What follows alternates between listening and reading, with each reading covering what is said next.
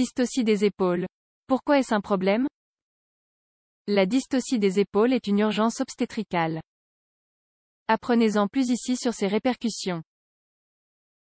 La dystocie des épaules est une complication rare et imprévisible de l'accouchement avec une morbidité élevée pour la mère et le bébé.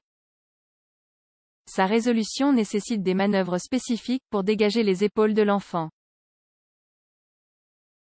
La mort du bébé à la naissance est très rare, mais la morbidité associée aux complications est un facteur préoccupant. Les complications peuvent aller de lésions du plexus nerveux brachial, d'une fracture de l'humérus ou de la clavicule, à des lésions neurologiques dues à une déficience de la circulation artérielle vers le cerveau. Il s'agit d'une urgence obstétricale qui nécessite un diagnostic et une attention immédiate du spécialiste. Et ce, car le temps pour effectuer les manœuvres et extraire le bébé sans dommage collatéral est limité. La dystocie des épaules. Cliniquement, la situation est identifiée lorsqu'il est difficile pour les épaules du bébé de traverser spontanément le bassin après que l'expulsion de la tête ait déjà eu lieu.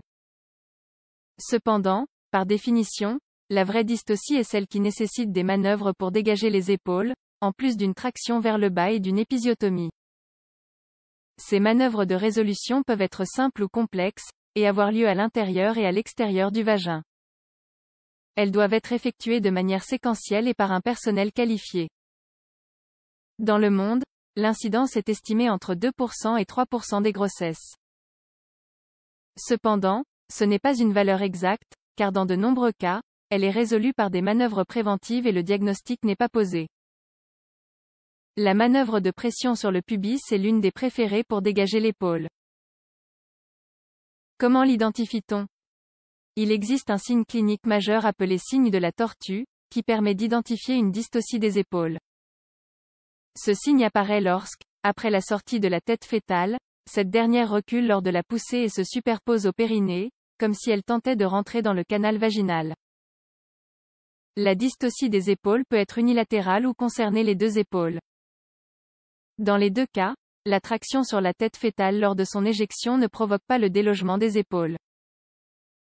Cela provoque un allongement des nerfs cervicaux du plexus brachial, ce qui peut entraîner une paralysie du bras ou de l'avant-bras du bébé. Les facteurs de risque associés à la dystocie des épaules. Les facteurs de risque de dystocie des épaules sont divisés en trois catégories. Les antécédents de la mère, les facteurs antépartum et les facteurs intrapartum. Ils sont tous liés les uns aux autres. Toutefois, malgré l'existence de facteurs de risque, environ 50% des cas concernent des patients sans facteurs de risque connus.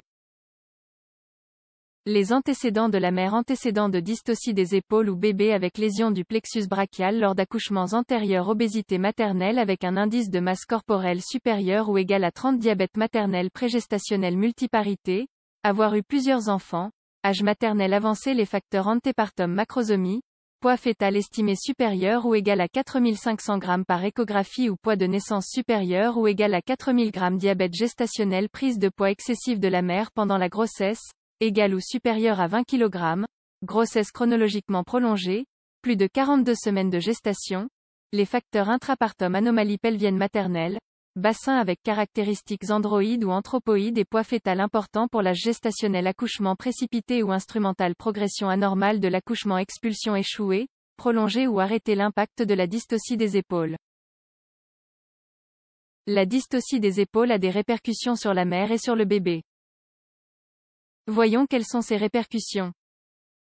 L'impact sur le bébé. La principale préoccupation est l'hypoxie néonatale, car au cours de la dystocie des épaules, le flux sanguin à travers le cordon ombilical est obstrué par la compression.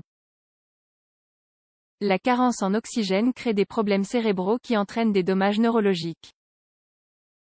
Les complications les plus fréquentes sont les lésions du plexus brachial, prévalence 60%, les fractures de la clavicule, 20 à 30%, et les fractures de l'humérus, 5 à 10%.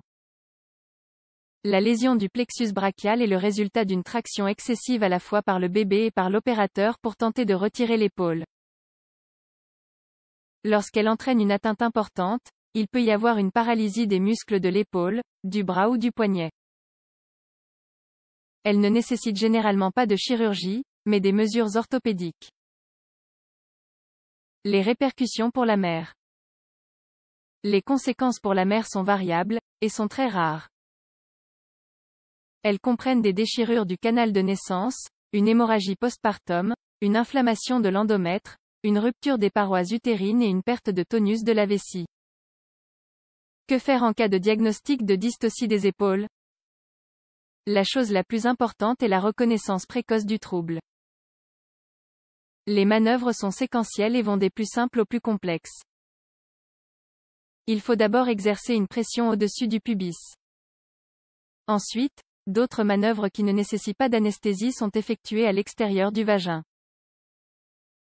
Si l'épaule ne peut pas être délogée, la coupure d'épisiotomie doit être prolongée pour permettre l'expulsion de la tête.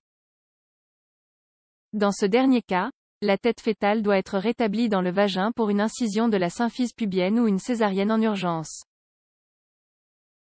L'exercice d'une pression sur l'abdomen, la poussée maternelle incontrôlée et la traction de la tête fœtale sont contre-indiqués.